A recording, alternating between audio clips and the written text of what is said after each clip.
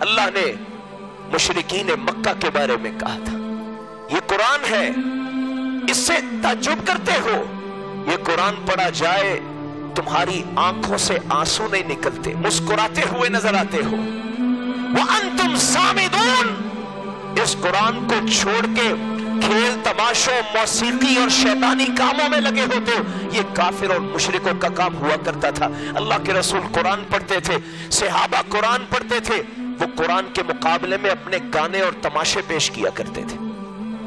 آج مسلمانوں کا رویہ یہ ہو چکا ہے۔ اللہ کے رسول صلی اللہ علیہ وسلم نے فرمایا لا یکونن من امتی اقوام، میری امت میں کچھ لوگ آئیں گے یستحلون الحر والحریر والخمر والمعازف، چار چیزوں کا ذکر فرمایا، کہا وہ زنا کو، بدکاری کو، ریشم کا لباس جو اللہ کے رسول نے اپنی امت کے مردوں میں حرام کیا، اور معازف میوزیکل انسٹرومنٹس، موسیقی کے آلات اور شراب، ان چیزوں کو حلال کر کے امت میں رائج کرنے کی کوشش کریں گے۔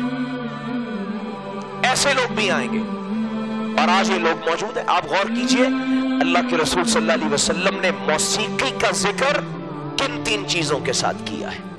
بدکاری، زنا، شراب اور ریشم کا لباس، محرمات۔